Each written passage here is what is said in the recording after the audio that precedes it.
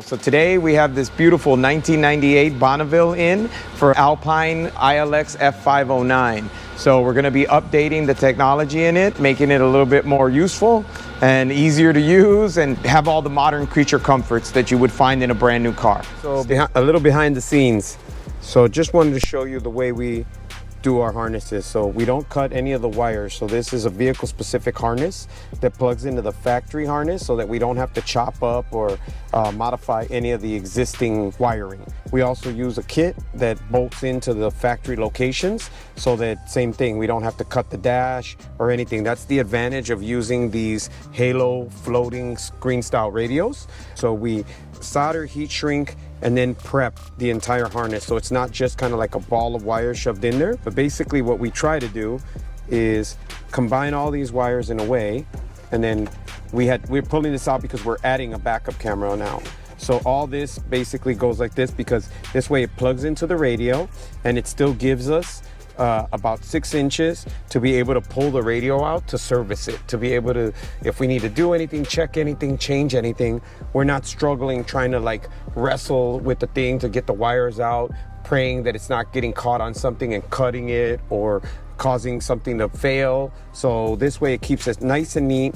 And again, this will be wire tied. So all this plugs into the radio, and you have your HDMI, you have your microphone, this is the new rear camera, GPS antenna, radio antenna, and then your power plug with all your speaker connections. On this particular case, the client went with an Alpine specific camera. So the nice thing about this camera is that it's literally built for that Alpine radio.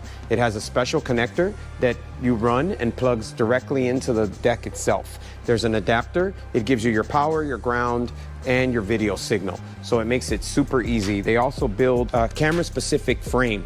So it's the camera and it has 2 new plate lights. So you mount the camera in this frame, and then the new frame has the camera as well as 2 LED plate lights. So again, super nice, super neat. You don't have to punch a hole in the car. You don't have to do anything. And it's just a really small connector that runs to the front. So if you want to do a double din in this car, typically you have to cut the dash in order to fit the radio. But the client did not want to modify it at all. In case he ever wanted to get rid of it, he could throw the stock radio back in it. So what we did is we went there with the Alpine, the ILX F509. The nice thing about that is it's what's called a single din chassis. So it fits in the kit without having to cut the car at all. So now the car, and now he has a 9-inch screen. And as you can see, he can still access all his heater controls, steering wheels controls still work.